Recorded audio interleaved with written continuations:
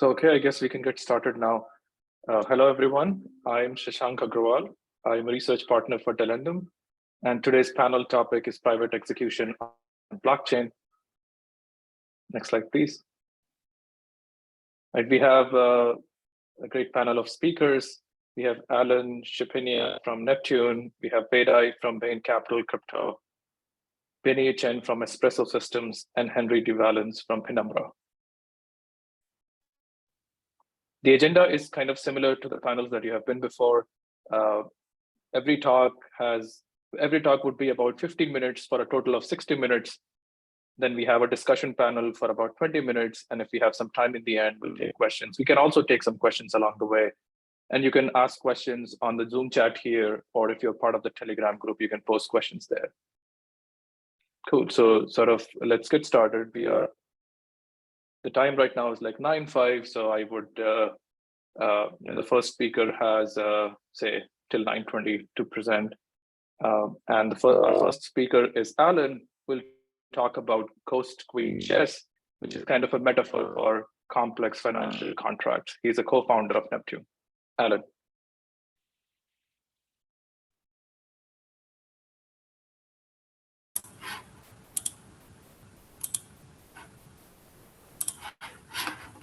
Hello. Thank you so much for inviting me to join this panel. Present a slideshow. Here we go.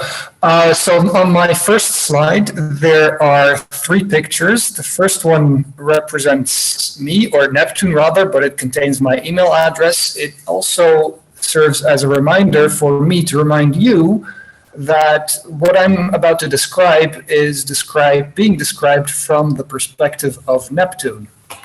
The second picture is, so the speaker is me. The second picture is Ghost Queen Chess, which is ostensibly the title of this talk.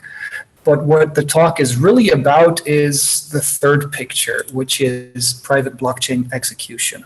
And so the idea is that I'm going to use Ghost Queen Chess to have a very rapid walk through various design aspects of private blockchain execution. So, but first, let's get into why it matters. Why should you care? Why should we care about decentralized finance?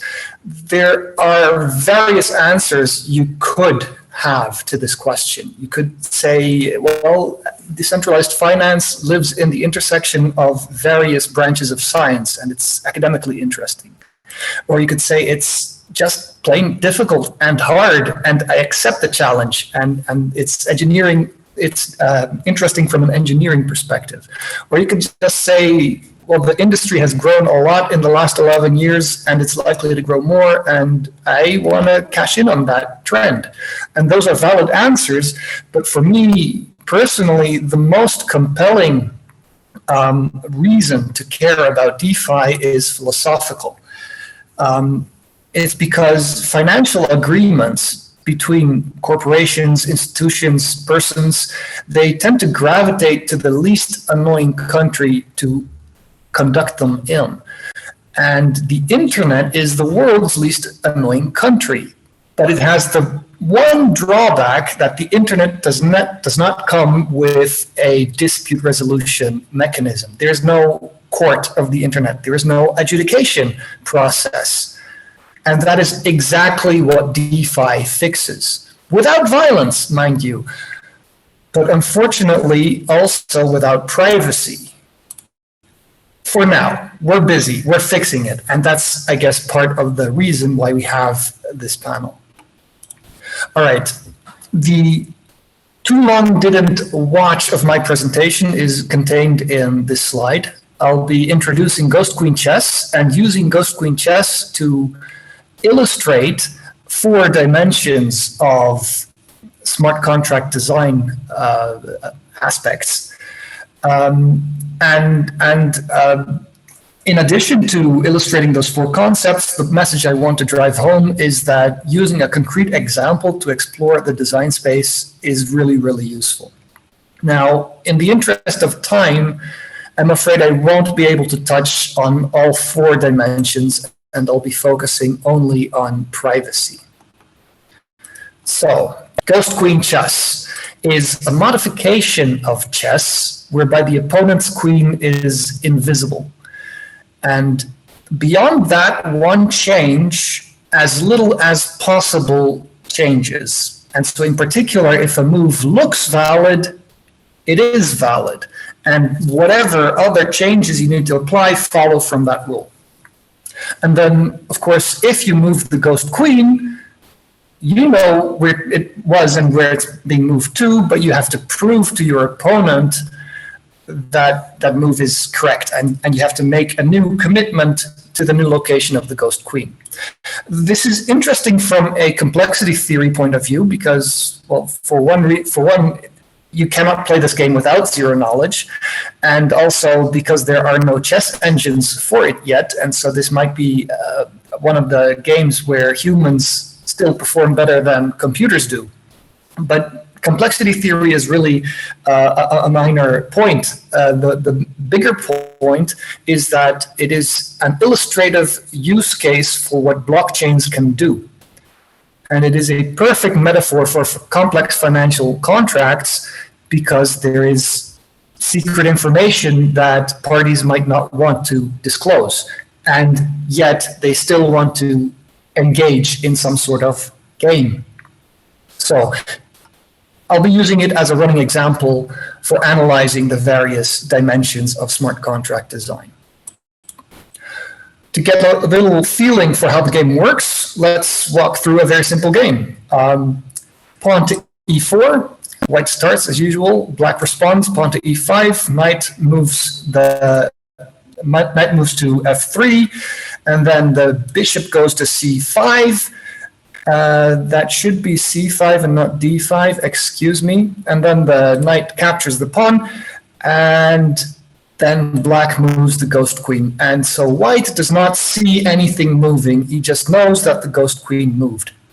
Now white decides to capture the pawn close to the king, because if the king captures it, then using the ghost queen, the white might be able to pick up the bishop. But at this point, the ghost queen moves and takes a pawn. Now, if you're paying attention, you'll notice that black actually checkmated white at this point. But from white's perspective, his king is not even being checked, so he still has an opportunity to move. And so he moves the ghost queen, and at this point, the opponent's ghost queen captures the king, and that ends the game. So how does all of this affect the design space of smart contracts in terms of privacy? Well, I think privacy can be divided into three branches: privacy of state, privacy of logic, and privacy of updates.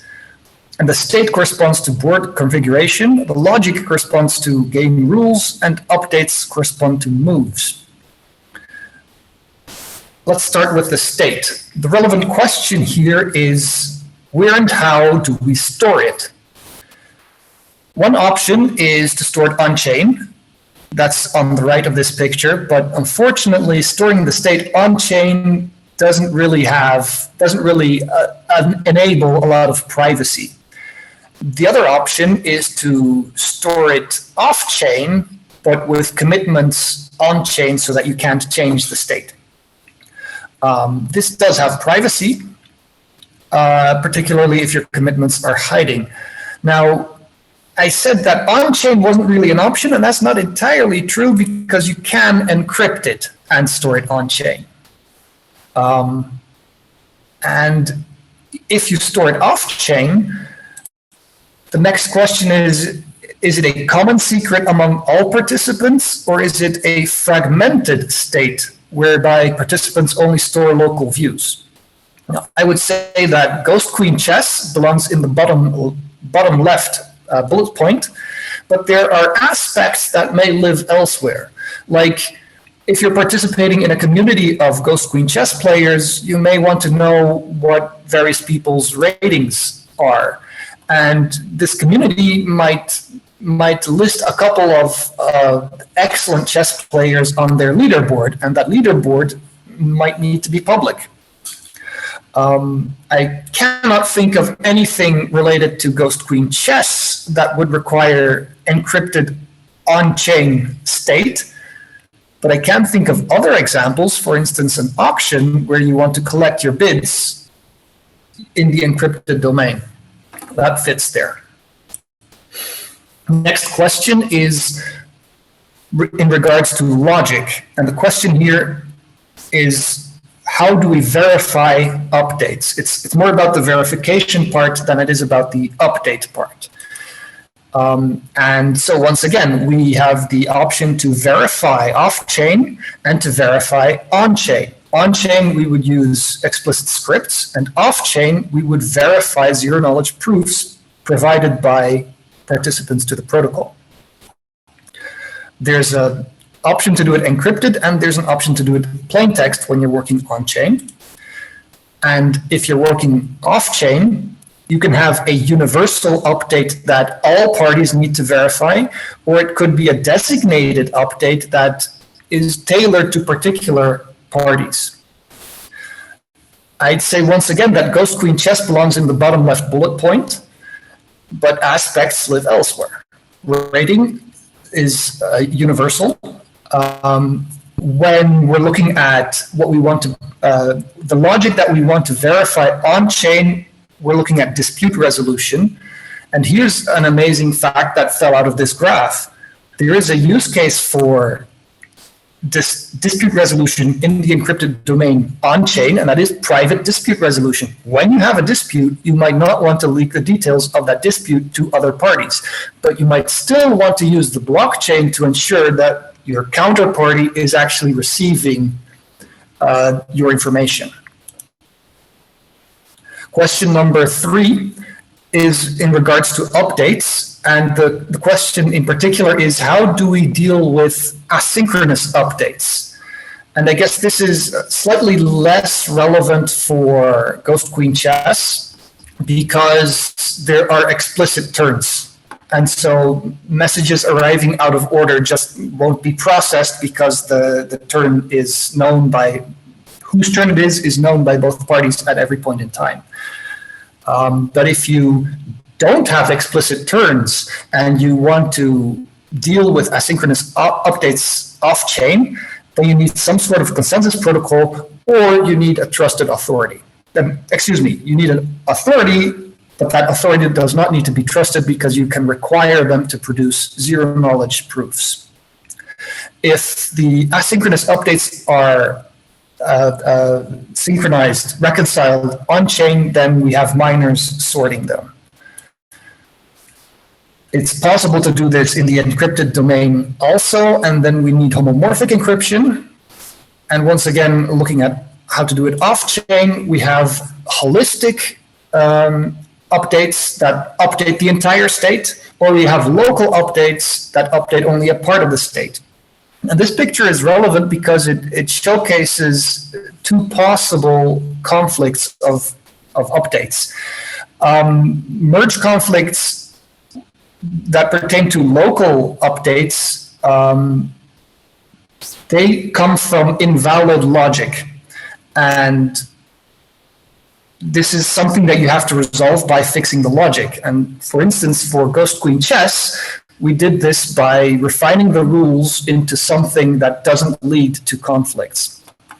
Alternatively, you could have updates that affect the entire state and really just both are valid, but whichever is applied first makes the other one invalid. Those you need to resolve explicitly by either sorting or by running a merge policy or even a merge protocol. If you want to deal with asynchronous updates in the encrypted domain, then you need fully homomorphic encryption. But thankfully, there is interesting research going on in that domain. So, in conclusion, Ghost Queen Chess is an awesome game, but in addition to being an awesome game, it is a powerful metaphor for the type of smart contract protocols that will one day live on DeFi. By running through this example in more detail than I had time to explore in this presentation, I discovered there are 4 aspects, and maybe this list is not even complete, exhaustive. But it's worthwhile using a concrete example, and you're welcome to use Ghost Queen chess in the future. It's worthwhile using a concrete example to explore the design space and try and figure out what you may have missed while designing your smart contract protocol. Thank you.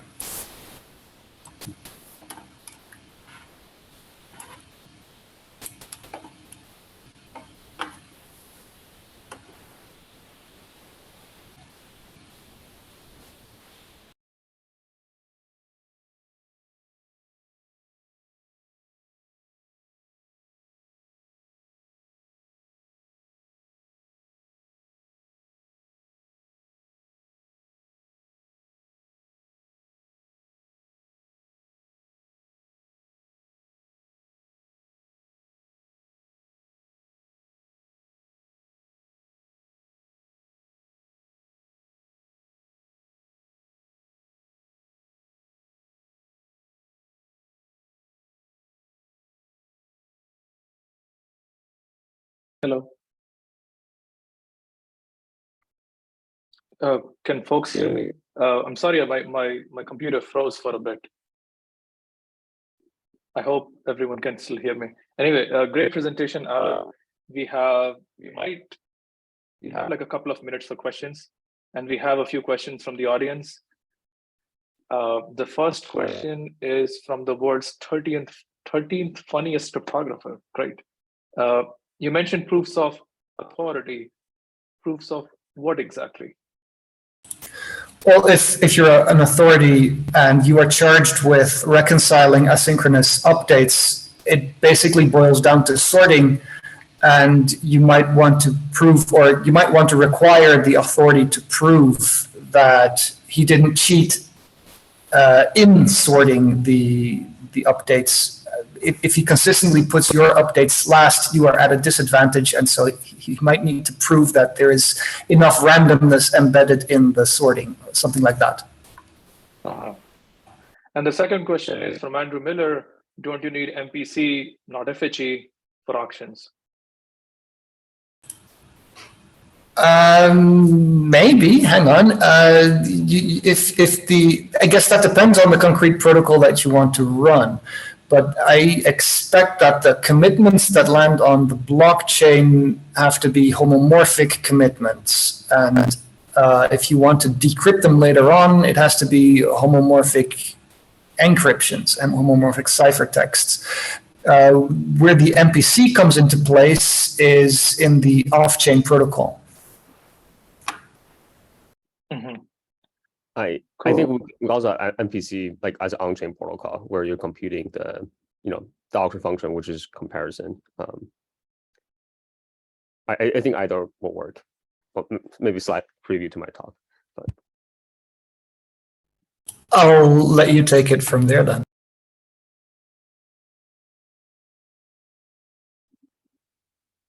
Right. I have a question too, but maybe we can take it up at the end. So let's move on to the next speaker. We have Henry, who will talk about state models for private execution with public shared data. He's the founder of Penumbra. So Henry, take it away. Hey, great. Let me just share this window. Great. So yeah, today I'm going to be talking about state models for private execution.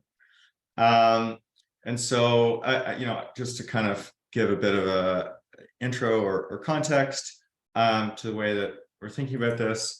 The idea is like, okay, if we think that blockchains are going to be the future of coordination technology, that's all well and good. But in reality, doing complex coordination requires control over information. So I think the most illustrative example of this to me was the Constitution DAO incident, right? Where on the one hand, you're showing the kind of incredible power of a new kind of coordination technology to do something that never would have been possible before, namely like, very suddenly raise a lot of money to try to, win an auction for a copy of the Constitution, but also like they lost the auction because they're like telegraphing their real-time max bid on chain. And that's like not a winning strategy for an auction. So the kind of takeaway there is like, if you think that we're gonna sort of have blockchains be the future of coordination technology, then we need to be able to have private coordination. And when you look out at the state of the ecosystem, that obviously hasn't happened yet. And one part of that is like, okay, well, we need to have the technology to do all these like ZK proofs. We need to have better ZK proof systems, et cetera, et cetera. But I actually have this like maybe slightly contrarian view, which is that it's actually not about, you know, any of the proof systems at all. And the reason is that like every useful blockchain that anybody has ever really cared about is useful because of having public shared state. The sense in which the blockchain is this like coordination fabric is that there's some information on chain and people can just interact with it without having to go off and like, you know, find a counterparty and work with that person, especially off chain. So if you want to have on-chain privacy, the problem isn't just like, how do we make everything private? How do we put like every piece of this thing inside of a ZK proof? It's how do we have private interaction with public shared state? How do we keep all of the benefits that are unique to blockchains, like having kind of real-time transparency, accountability? Everyone can have like an accountable view of what the system state is, but somehow have that apply to kind of the aggregate data, but not to each individual user's, you know, account balance or something. And I think the biggest problem here is not actually about the proof systems or the proving technology, it's about the state model. So in an existing transparent blockchain, right, you have mutable state, you have one big kind of global state. There's some transactions that change from state to state to state to state, and the consensus system is coming to consensus on what those transactions are, and then everybody is applying those state updates to their own replica of the global state. But if you want to have a private system, you need to change from global mutable state to immutable composable states. This is kind of like regressing to a UTXO-like model, although UTXO is kind of like a baggage-loaded word, so I'd rather not use it. The idea is, okay, we're going to split up the state into all these little fragments. We'll have a tree of these state fragments, and now my transaction, rather than like, you know, reading and writing arbitrary pieces of the state, I'm going to declare, here are the input fragments that I'm consuming, and here are some output fragments that I'm producing. And the reason that you'd want to do that is that you can make the state transitions private by taking all those state fragments, moving them off chain and replacing them with just commitments to states. And then in my transaction, rather than giving, here's the complete list of inputs and outputs, I'm just going to produce a proof that I've consumed some valid states and I've produced some new valid states, that the state transition is valid, and here's the commitments to my new states, right? And this is all well and good, but actually that picture is not quite a right description of what's happening, because there's been a more fundamental change in that move, which is that the execution has actually moved off chain. That's how we got privacy, is by saying we're not going to do the execution in the clear on every replica. We're just going to do it once on the end user device and post the proof back to the chain. But the problem is that now this only works when there's no shared state, because when I'm submitting this proof, I have to be sending this kind of fully sealed state transition that's consuming some definite sort of state fragments that are on chain. And what happens if somebody else, you know, wants to use those same state fragments at the same time as me? Now those things will conflict and they won't be able to execute together. And so the key problem here is that we've lost the ability to have late binding. So in this model, what you get is early binding. I can make a ZK proof of this complete state transition for the transaction that I want to do. But the entire transaction has to be sealed with all of the inputs and all of the outputs defined.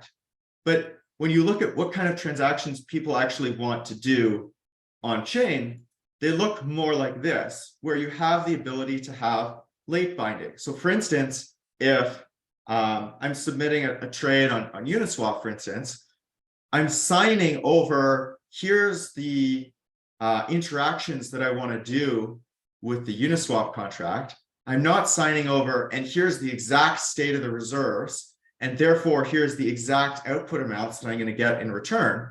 Because by the time I've actually finished building, signing, submitting my transaction, etc., probably somebody else is going to be interacting with that Uniswap state, and it'll be different. And so I need a way to like slot that in later when the transaction is actually being executed. And that's kind of how existing transparent chains actually handle concurrency. It's by having the transaction have the ability to have late binding. And then you end up with this privileged sequencer who gets to decide in what order those are going to execute. And then that determines the rest of the execution. And this is, then leads to all kinds of, MEV and so on. Right. So the takeaway here is that if you want to have private execution on chain, then you really need a better concurrency model for shared state. Like it's, we have ZK proofs now, they're good, people put a lot of work into that. But the thing that's missing is how do you actually use these as part of this system that can do state updates? The existing model for handling concurrency is like, okay, there's like one big, mutex, and like each transaction goes in sequence. And that just doesn't work if people are preparing state transitions off chain. So the idea is like, what if we try to model concurrency using message passing rather than locking? So instead of a picture where, oh, my transaction is submitted to the chain, it great, it's time for that transaction to execute, it does stuff, it has exclusive access to the chain state, and then it finishes. What if my transaction is sending a message to something that's executing on chain? We've been exploring this idea for Penumbra, which is a private DEX. And what we ended up with for the problem of how do you submit a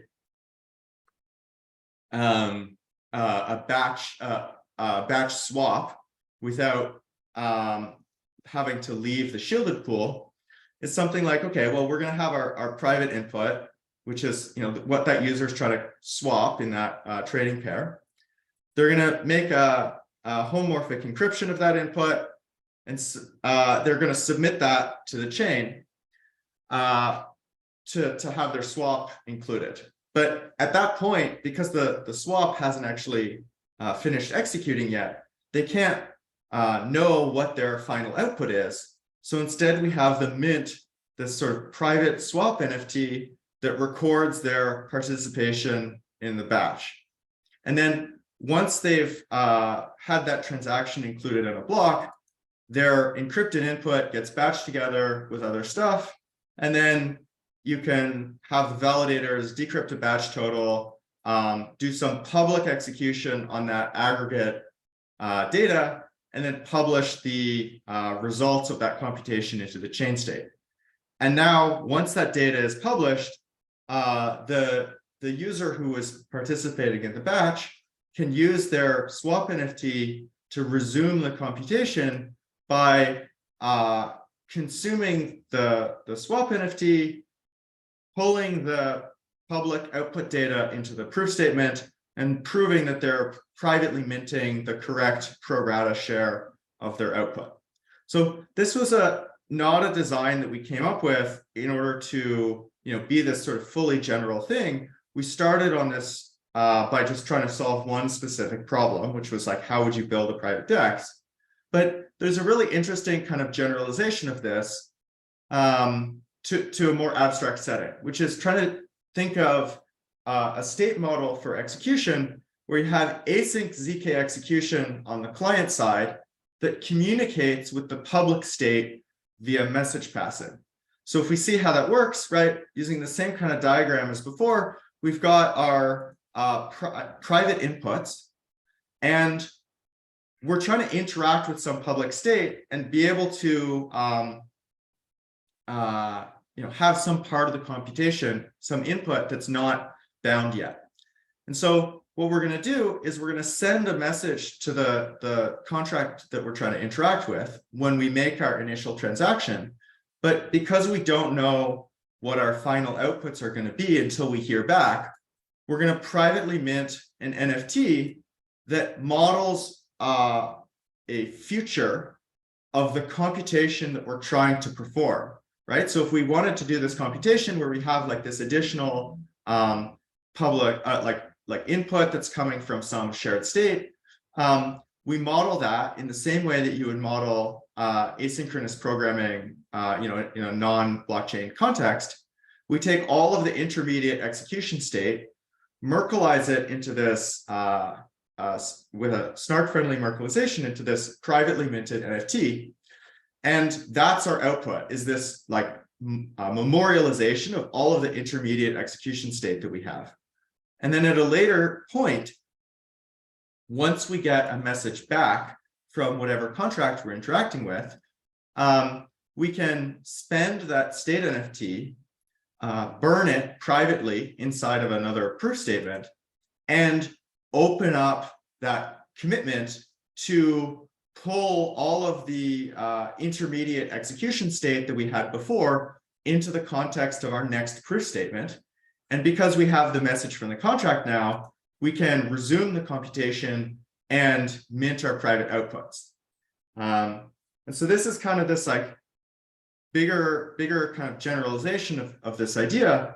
And what you end up with is kind of an actor model for blockchains, where rather than transactions synchronously executing on-chain on some contract state, transactions are passing messages to contracts, and then each contract is going to execute up to once per block, but on all of the messages that it received in that block, which allows it to do batch processing. Now, what that batch processing might be depends on the actual contract execution, but in some cases, like for instance, for swaps, you can actually do much better by batching up. You just add up all the trades, execute at a common clearing price. Now you're only executing your AMM once.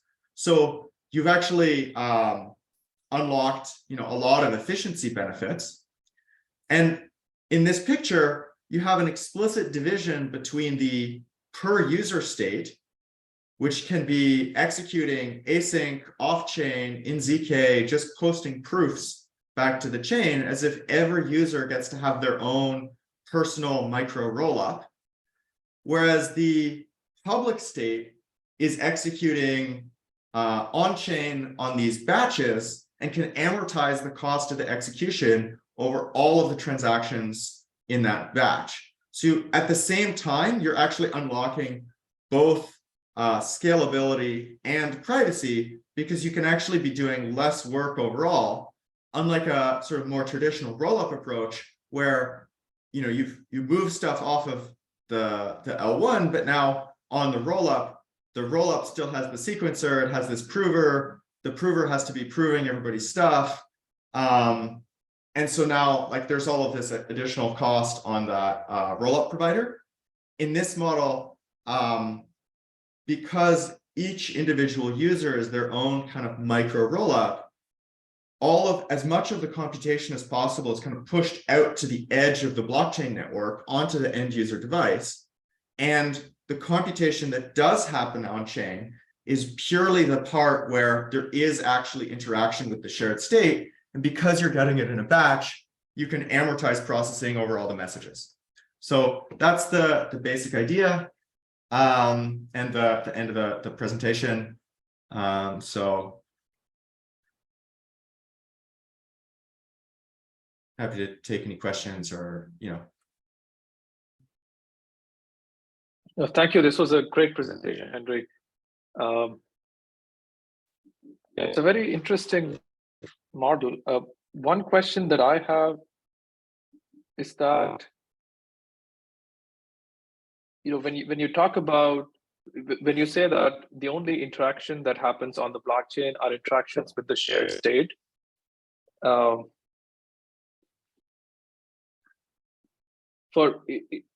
sort of see that in many cases, those interactions would be like the most common interactions, wouldn't it be? And when that happens, there is maybe little that you would be able to do off-chain.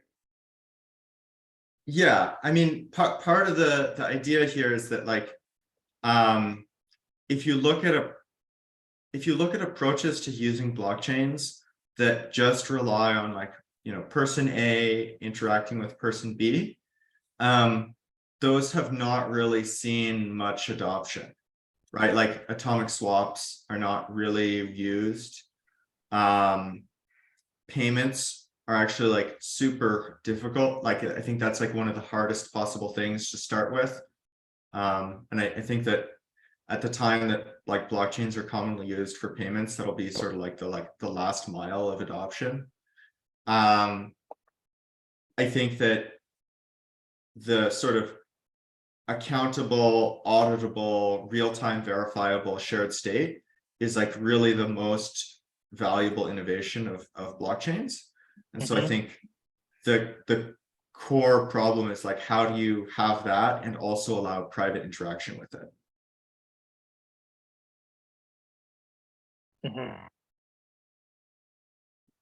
Right. When we can come back to this at the end, there is one question from the audience. Is the shared state stored in clear on the chain, and how messages are decrypted and applied?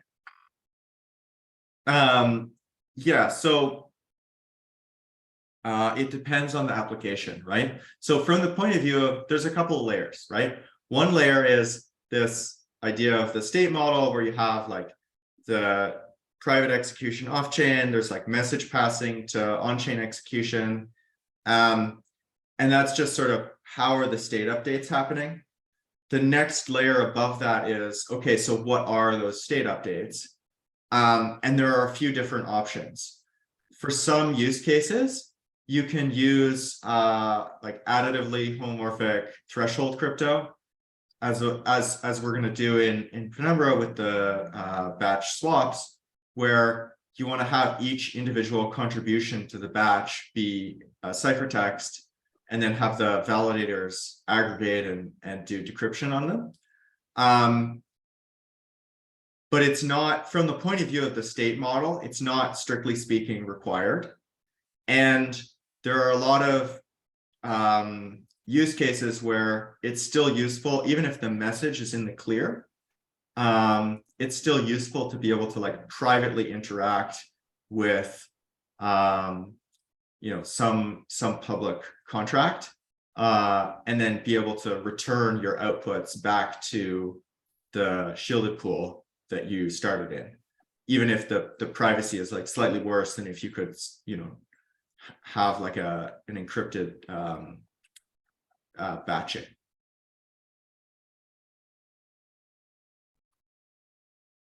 Cool, thank you.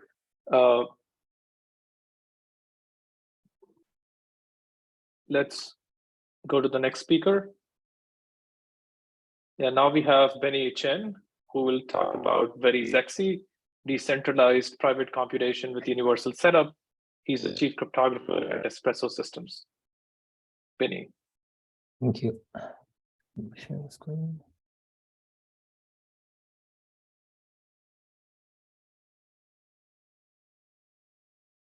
Okay. Thanks everyone. So in this talk, I'll be presenting VERI-ZEXE, which is a new DPC scheme with universal setup. I think, like, Henry already mentioned some of the stuff. So, like, I think it can save me some time for explaining ZEXE model, I think. So I think the first, I think everyone should be familiar with Ethereum, which is basically a platform where any user can run a stateful program called, like, smart contract, right? So basically in each block period, user just submit some EVM transactions, and then later a block proposer will collect some of these transactions, execute them, and build a new block to be confirmed. So then the validator will then check the block validity by re-executing these transactions. And after agreeing upon the new block, they update the ledger states. So these types of platform like Ethereum are quite robust as they are resilient to failures or even malicious nodes. And that's the main functionality of blockchain. However, in terms of, it's not that desirable in terms of privacy and scalability. So as mentioned by Henry and Alan. So first, you see that the inputs and outputs, and as well as the program or smart contract being executed in the transaction are all public. So in theory, everyone can know what you're doing. And it's hard to run some programs like trading algorithm that involve some intellectual property rights because they don't want people to copy it. So second, also in terms of scalability, each validator now has to re-execute every transaction in order to check that this block is valid, which is also expensive.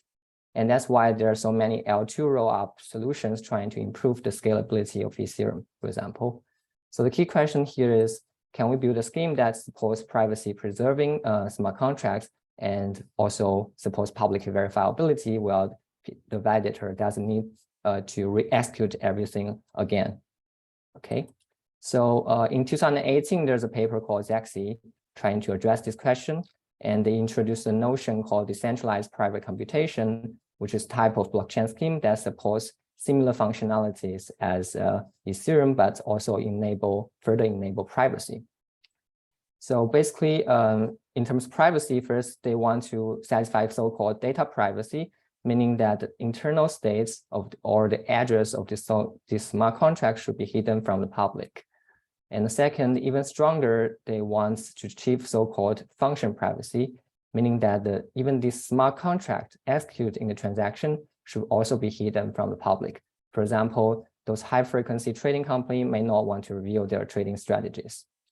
And finally, they also require that the validator can check this block correctness in a short amount of time, basically independent of the original smart contract execution time.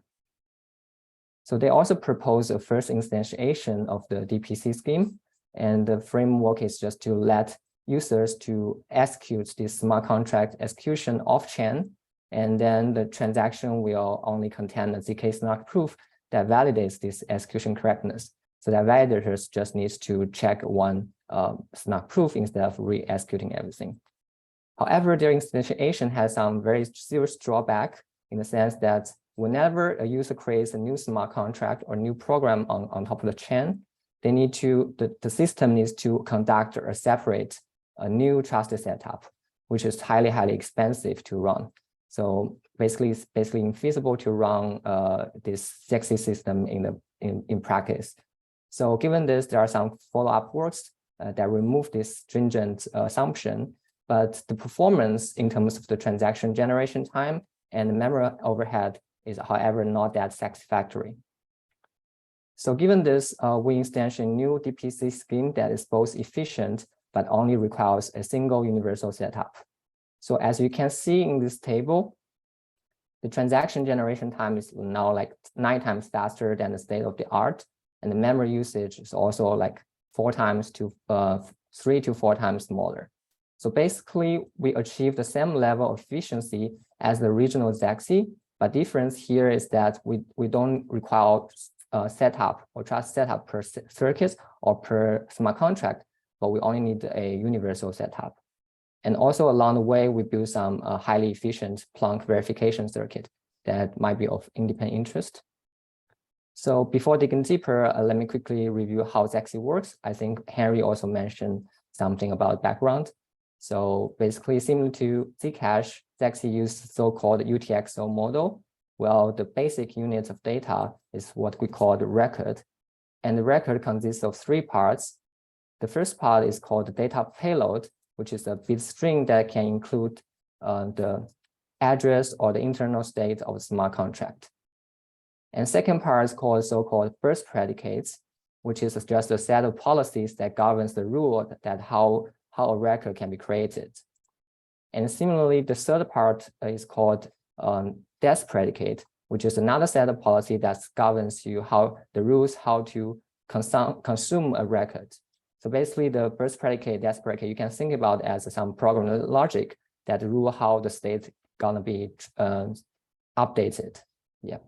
And then to update the state of smart contract, a user will create a transaction which involves a few input records that already represent the old state of smart contract, and they can interact. And then after interaction, they need to generate some new output records called output records that represent the new states of the smart contract. And we say that this transaction is valid if and only if the DES predicates of the created of the consumed inputs and the birth predicates of the created output are all satisfied. So more precisely, what ZEXE does is that basically the blockchain will keep track of a set of active records that represent the current states of the different smart contracts like this. And to ensure confidentiality, the records are also committed. So we publish commitment instead of the internal records.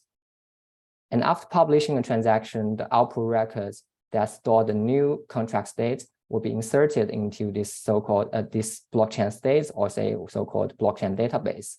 And then the old records will be nullified so that there's only one active record for each smart contract.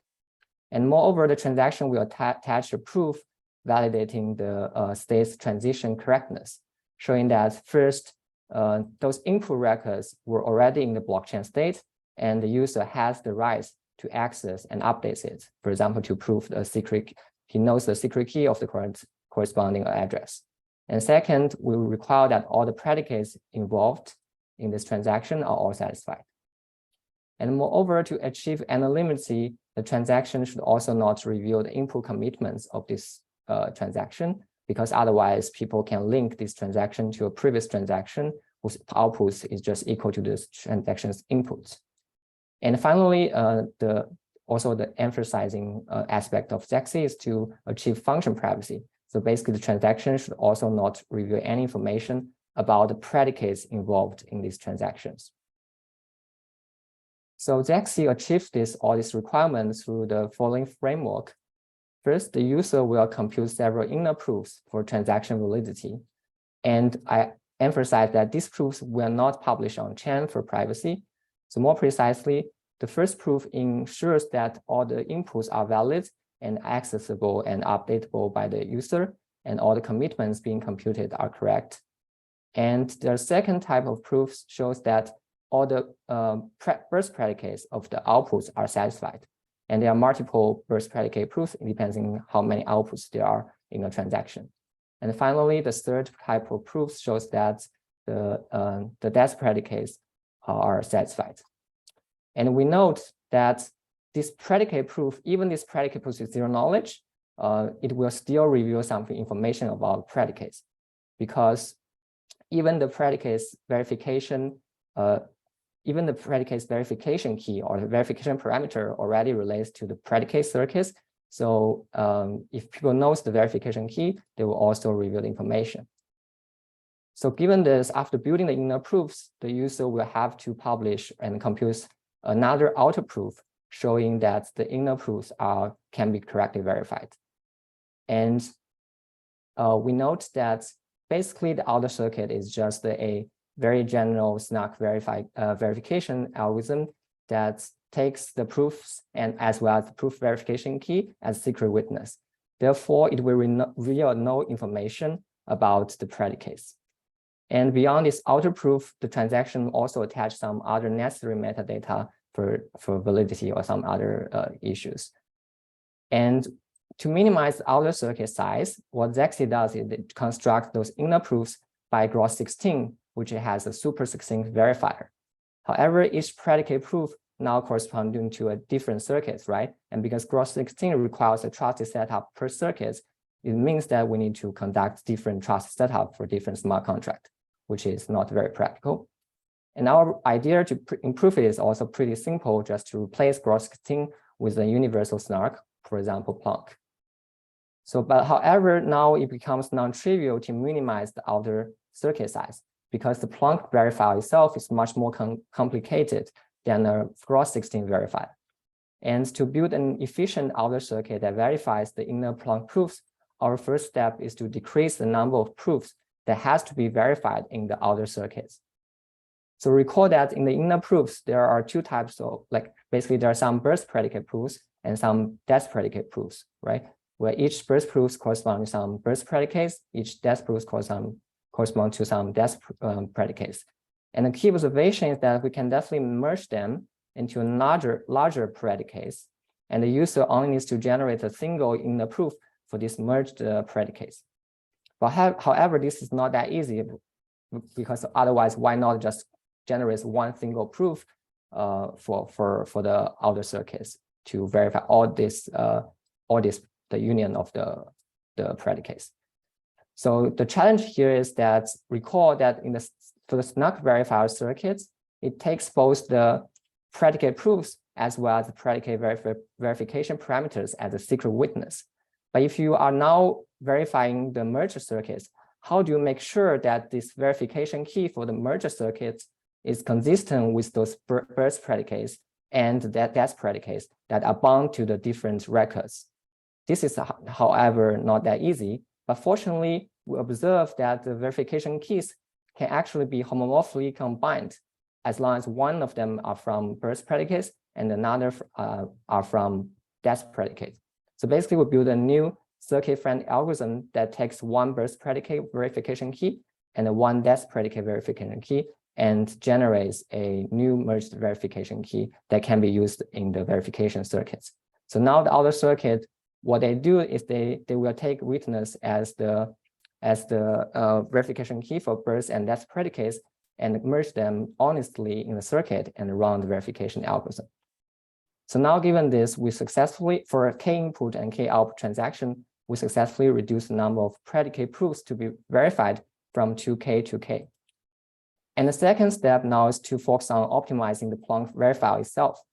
And recall that Planck verifier has some main operations, like a few pairing checks and large variable-based MSM, some polynomial evaluation, and a few hash computations in the Szepieniec transform. So our first optimization is to use the famous halo accumulation trick to move this pairing check out of the circuit and delay these single pairings to the blockchain validator, so that there is no pairing circuits in the outer circuits. Another optimization is to build some new variable-based MSM circuits using lookup gates. And the idea is to build a table storing the multiples of these base points so that you can quickly retrieve those points without doing any scalar multiplication in the circuits. And the improvement is dramatic, as you can see here. It's like 7 factors improvement over the naive algorithm. And beyond these optimizations, we also decrease the number of base points to be used in the variable-based MSM using PCS batching, and obtain efficient polynomial evaluation circuits in the non-native field by introducing some new modular arithmetic gadgets using lookup gates. And finally, we use circuit-friendly hash for the Szepieniec transform. So in summary, we obtain a Planck verification gadget or circuit that costs only around 21,000 ultra-Planck constraints. So you can see that the improvement is dramatic, and that before the proving time and memory overhead is much better than before. And we also note that number of constraints and SRS size being needed are also much smaller, which is like 50 to 100 factor of improvement. So that's basically it. I also want to mention a few interesting open questions, which I think Henry and Alan also mentioned some similar things. The first direction is to integrate VERI-ZEXE with Ethereum. For example, you can build a VERI-ZEXE validator smart contract on Ethereum that verifies these VERI-ZEXE transactions so that you can wrap and unwrap tokens between Ethereum and ZEXE platforms. However, our current construction uses a 2-chain of curves, which is not supported by Ethereum. So one solution might be to use some other proofs like Plonky2 for the inner proof so that we can fix on a single field. And the second direction is to outsource the expensive outer proof generation to cloud servers. And one particularly interesting question is whether the user can delegate the proof generation, but without leaking his own private information. I think already there are some few works trying to formally address this question, I think from the Alio, yeah. And another direction, as already mentioned by Henry, is about concurrency. So as we already see that in this naive ZEXE model, each record can only be updated by a single user in a block period. So it is natural to ask if we can let multiple users to update the same smart contract in a single block period concurrently. And one application is, for example, AMM or swap, where multiple users want to trade concurrently. I think one possible direction is to to combine VERI-ZEXE with the Pesca framework proposed by Wei, or just use some of the late binding framework that's just Henry just mentioned. Yeah, I think that's it. Thank you. Okay. Thank you, Binyi. Yeah, very nice presentation. Thank you. Thank you. We don't have that much time left, so we'll take questions at the end. And for now, we'll actually move on to the next speaker, Sure. Who's Wei, and he'll talk about Pesca, a privacy-enhancing smart contract architecture. He's a research partner at Bain Capital Crypto. So Wei.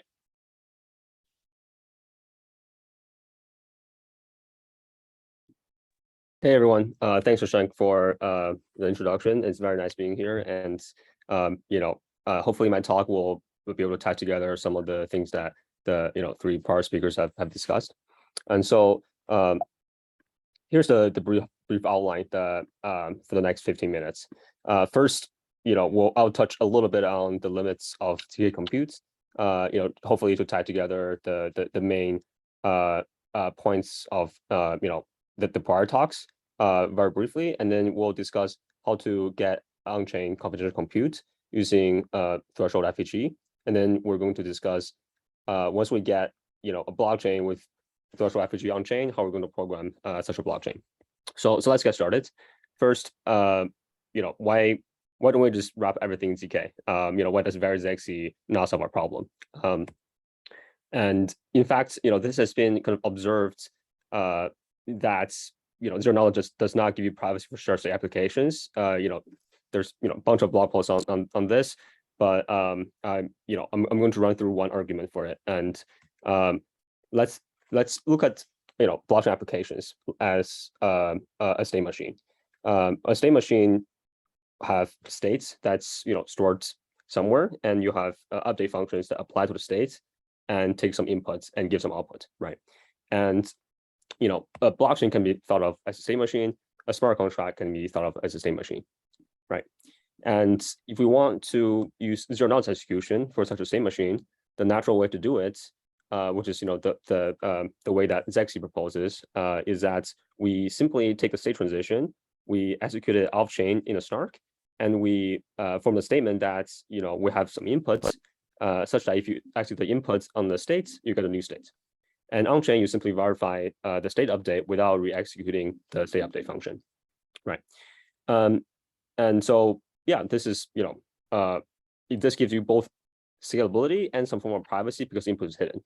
And of course, what is the problem with this approach is that you run into race conditions, right? So because the zero knowledge update statement is tied to the prior state they're computing over. So therefore, if two users are independently computing an update to a state, and one of the update goes through, then the other one will get invalidated because now the starting state have changed. And so effectively, we can do, if you want to have shared state, is you have to have a sequencer that's off chain, right? And so let's look at this a little bit closer to so what exactly can we use zero knowledge to do? Just very briefly, actually, you could, if your zero knowledge statement does not touch any states, this is actually completely fine. If you doing any type of range checks, you're free to use zero knowledge proofs, and you don't run into any risk conditions at all. And slightly more complicated, for ZEXE or Zcash type protocols, if you can arrange the on-chain state to be such a way that your zero knowledge circuit does not actually incurs update, but it does not invalidate other updates that are potentially concurrent, so the way that Zcash does this is that the Merkle tree is insertion only, and deletion is not actually doing something from the tree, but actually learning a nullifier of the element. And if you can kind of cleverly structure the state this way, then you can use zero knowledge updates. And the final way to use zero knowledge updates is, of course, to just apply to the entire state, which is like we just discussed, you run into race conditions, and therefore it's more you're basically just using it for scalability purposes, because now the alternate sequencer will be able to see your updates. Okay, I will say one last thing about this is that if we care about anonymity, but we don't care about confidentiality of the DeFi trace or the exact semantics of the transaction, then actually utilizing the Zcash model, we can get pretty much composable anonymity on chain. If you're interested, I encourage you to read about Asset Connect and Flax. But let's come back to private execution on chain. So the question here is really, we have two types of computations, right? We have replicated on-chain computation, like on Ethereum, where we have no privacy, but very easily accessible shared state. And we have zero-knowledge off-chain computation, which allows you to private inputs on private states. We're a trusted, sequencer where we also don't have privacy. So can we get the best of both worlds? And the question is yes. So I will discuss one method of getting this, which is via threshold FHE. Alternatively, another natural way to do this is using MPC, where the set provider knows is running MPC compute for general circuits. But for purpose of my talk, I'll be talking about threshold FHE. So FHE stands for fully homomorphic encryption, and let's quickly look at what it does. So a fully homomorphic encryption scheme has a key generation algorithm, which gives you a public key and a decryption key.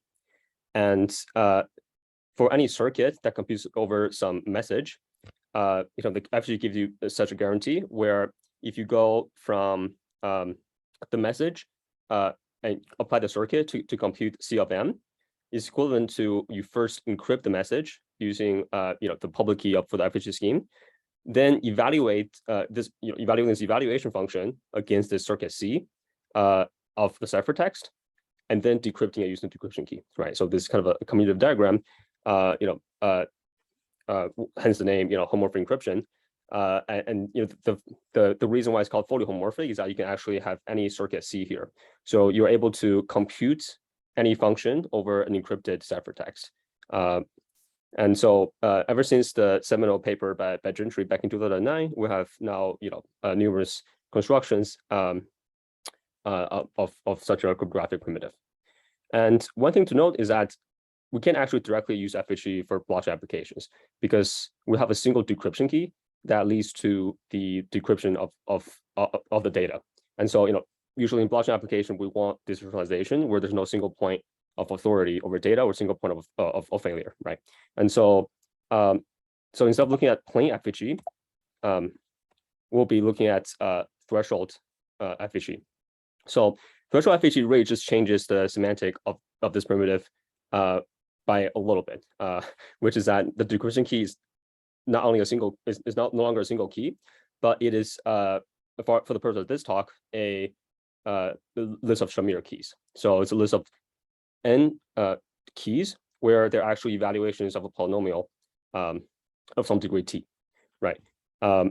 So for decryption, so encryption and evaluation still stay the same, where there's a single public key. But for decryption, we're saying that there's a protocol that requires communication among T nodes, or each holding a decryption key for you to decrypt to the result of the computation.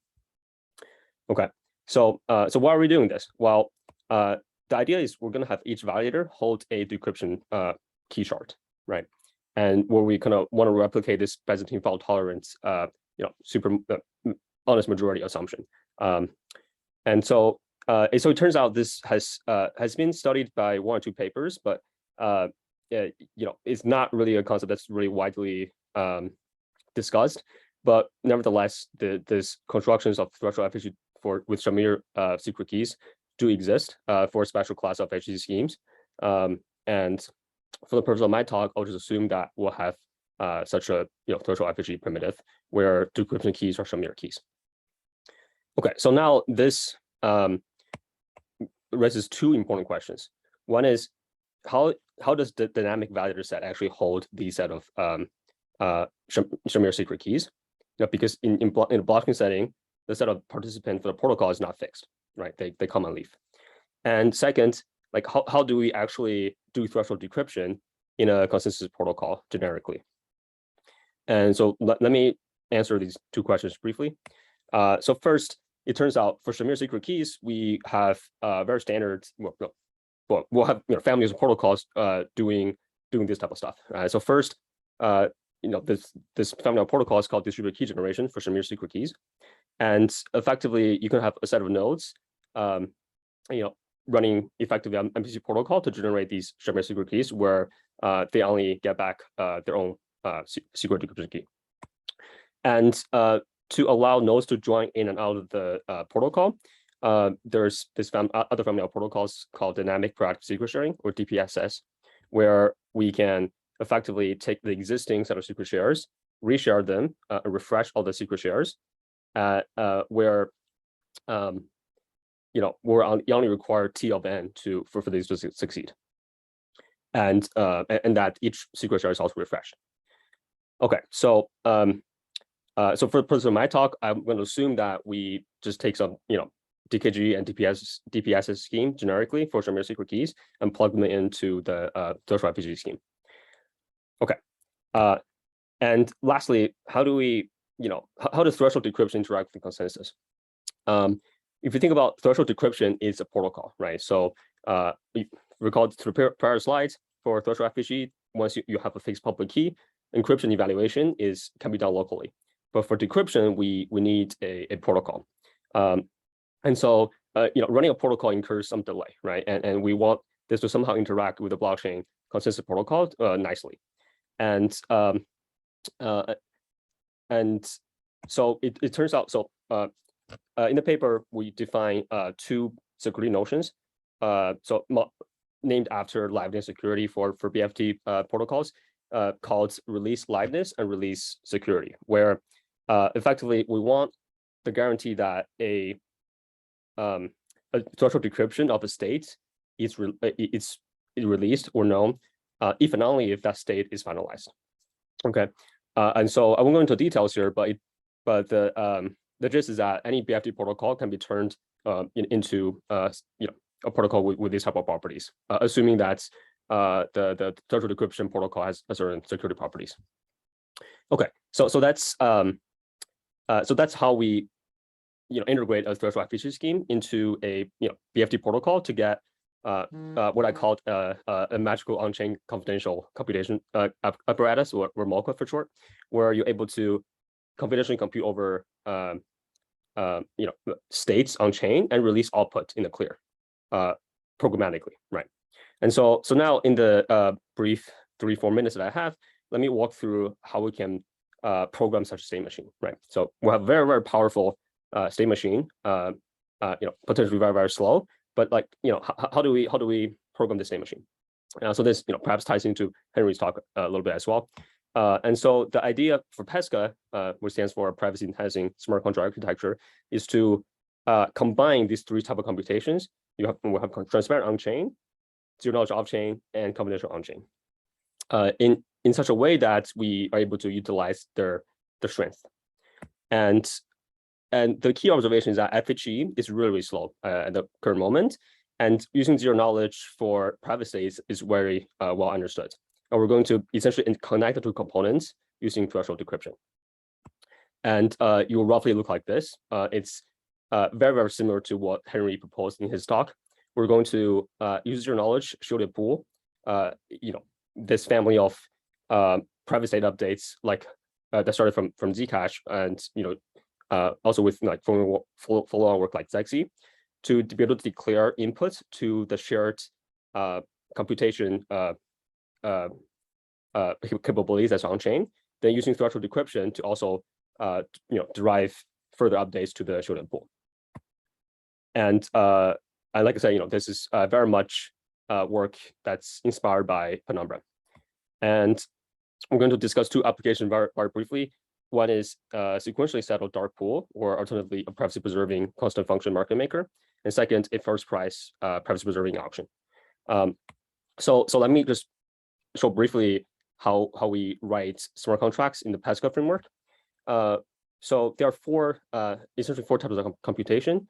So we first have a zero-knowledge computation, where we specify a zero-knowledge circuit, right? And against that circuit, there's two types of computations. One is a verifier for that circuit on chain, and one is the prover for that zero-knowledge circuit, which is run off-chain by the user, taking private inputs. And the second type of computation is a FHE circuit. That's so here we'll just write, we're already in green to specify the computation that's done in FHE. And there's an evaluation function that we can do, right, for FHE circuits, which takes in some state, some input, and then gives you a new state. And more crucially, there's a asynchronous threshold decryption service that we can call inside these smart contracts, which will give you the result in potentially some later block that you can later on have a callback to. Okay, so let me say briefly, how we actually exactly connect these two components. So assume we have a shielded pool. For time reasons, I'm not going to exact details of what a shielded pool is, but from a shielded pool, we're able to generate transactions, which effectively spins some records or nodes in a Merkle tree, and creates some new records, right? And which also declares a value difference. And the key here is that we're going to encrypt this value difference to the on-chain FHE service, where we know the fixed FHE public key. And we're going to take that value and simply plug it into the on-chain FHE computation, right? And like how do we, when do we get results back?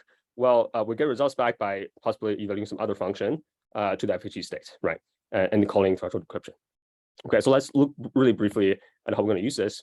I hope you guys are familiar with constant function market makers, but if not, it is simply a market where your trade is valid, like where a very, very simple computation on the reserve and your input returns true. And that function is given on this slide here, where it is simply a constant product.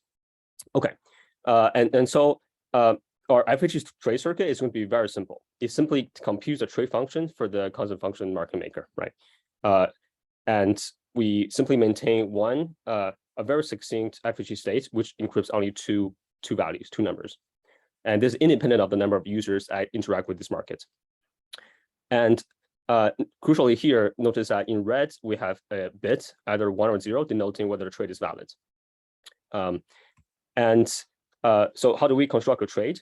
A trade actually will have three transactions, three actions: a funding transaction, a refund transaction, and output transaction.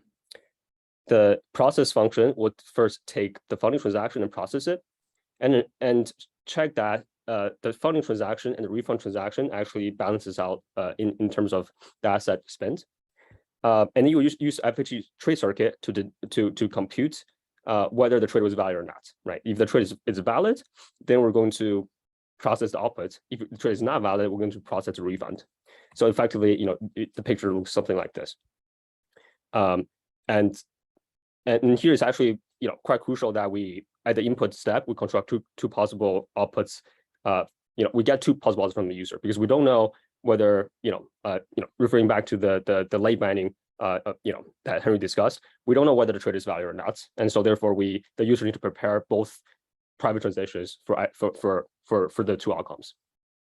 And so if I can take another minute, I'll discuss very briefly privacy preserving stupid auctions. I won't discuss what auctions are. Everybody is familiar with them. So hey, Wei, sorry to interrupt you, but I'm sorry, we are kind of very low on time. I'll stop here. I'll stop here. But thanks a lot. Great presentation. Enjoyed it a lot. We have 10 to 15 minutes left in the panel. But before we move on to the actual panel, I'd like to make a couple of quick announcements. The first one is that we have a fellowship program that's open today. It's a 2-month program to support research and development, tackling hard problems in blockchain and zero knowledge. The deadline is at the end of this month. And if you would like to see more information on this, let me share something with you. Just 1 second.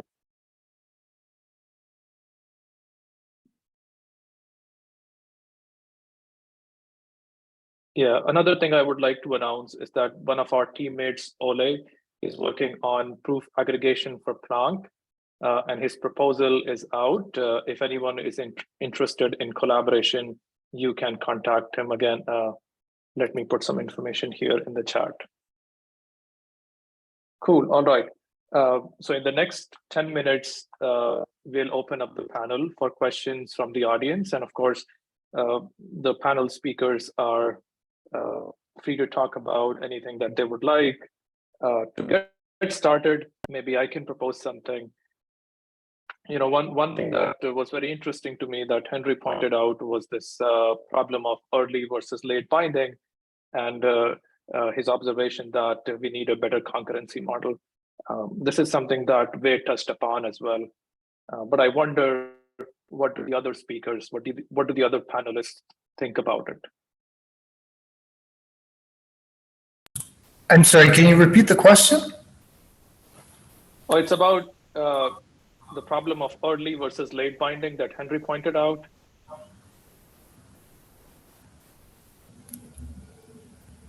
And I sort of wonder, what do the other speakers think about it? But because it's an important problem, right? We have the shared state, and everybody sort of wants to update the state, maybe at the same time, right? And how do you handle that problem?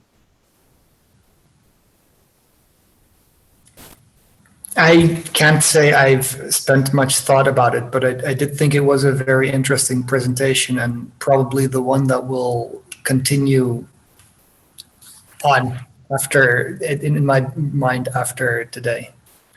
Yeah, I think it's quite interesting, and also I think our team before also had some like similar thoughts before.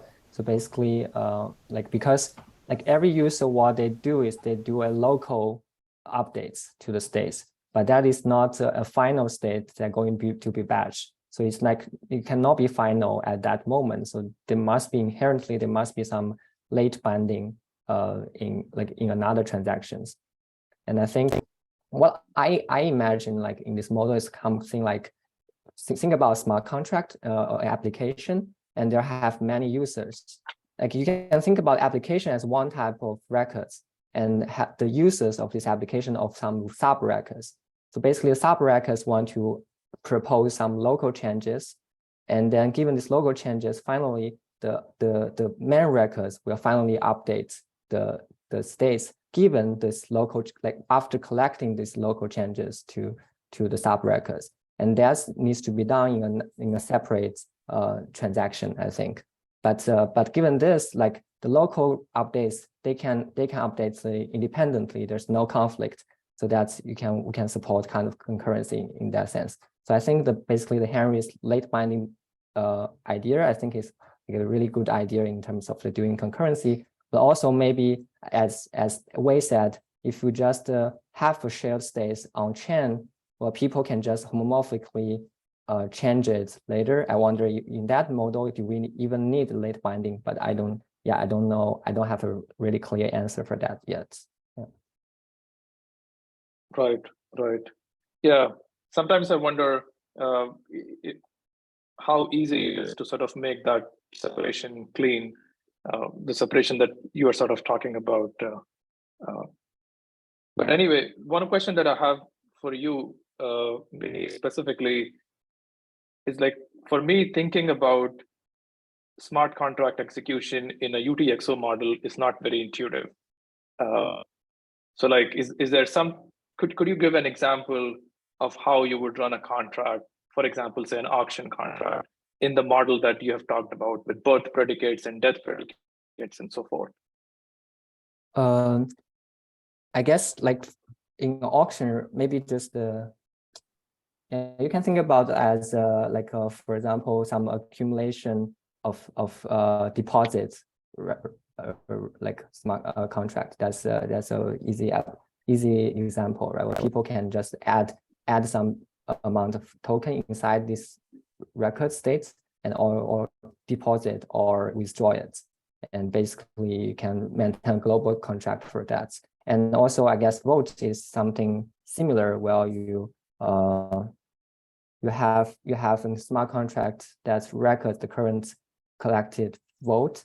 But I think I think blockchain may not be a very good example because that involves some like shared states. So basically everyone knows the record, knows the internal state of it. But I think there is some, I can't figure out like a very advanced example right now, but I think like in principle, in theory, it's definitely equivalent. Like UTX model is as strong as the account model, but the good thing is that it allows better isolation. So basically every record, they are kind of independent, so you can update them independently. And whenever you want to interact is through transactions. So for example, there can be two different input records that represent two different smart contract states, and they can interact in these transactions through some predicates, and then they can output the states, where the output states is relevant to both the current smart contract as well as the smart contract interact. So I think in theory, it supports the same functionality as the account model, but it gives better privacy. Yeah. I think UTX model it's a bit vague, like exactly what it is. Like it does give privacy if you have this, spend via nullifiers. But you might have to have additional sequencer if you run into like race conditions, right? Yes. It's the same with the account model. Like I think I'll agree with you. But I think just a point I want to make, maybe touches on all the questions that we've discussed so far, which is like I agree with Henry that useful applications require shared states, and this is exactly why we built blockchains. And there are computations that can be pushed to like off-chain. That's requiring maybe only a small amount of state by a select number of users, where they can coordinate privately. And as blockchain designers, we should think about how to build blockchains to support all these type of computations. Transparent on-chain, like private on-chain confidential, via IPG or MPC or TEEs. And we should support a framework to connect all these things, right? Users will be able to program all these things. And application designers should think about how to structure their application into these different computations, right? So if you build an auction, what is the part that should be shared? Well, it's comparing the bit. If you're building a trading function, CFMM, then the shared part is just the trading, the CFMM state, which is just two numbers, right? So and that, as a user, hopefully it's very easy for you to use, right? So like, I think about, but in general, I think there's no way we can get around on-chain share states. We could do such a thing like ZEXE, Alio pre-pivots, but it just wouldn't be useful. Just to jump in for a second, one point that I would make is like I personally wouldn't use the word UTXO model at all. Like I think it would be good if everybody just like didn't like agree not to use it. I think that the way that like ZEXE uses record, like record is a different word. I use like state fragment. And I think the problem with the like phrase like UTXO model is that it has a lot of kind of conceptual baggage from like, oh, this is like how Bitcoin was made. And so if you say UTXO model, that means a lot of different things to a lot of different people. And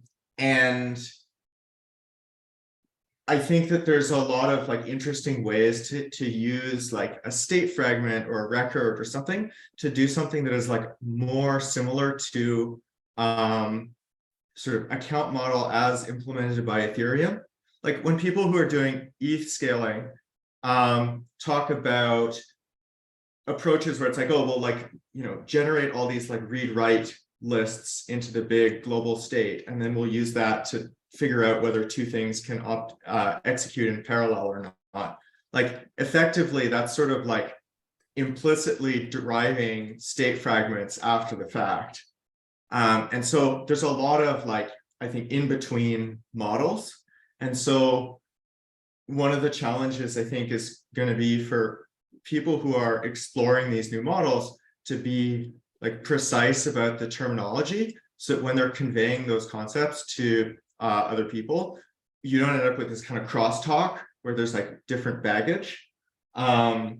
there's a really great blog post by Without Boats, originally in the context of Rust. That's about, it uses the example of like scuba gear as like, when should you invent a new term for a new thing? And I think that it would be good to have like it's actually good to just like make up new words when you're doing some like new concept. So that when people are like confronted with it, it's like, oh, I actually have to like, you know, understand what this is, and I can't just like pattern match.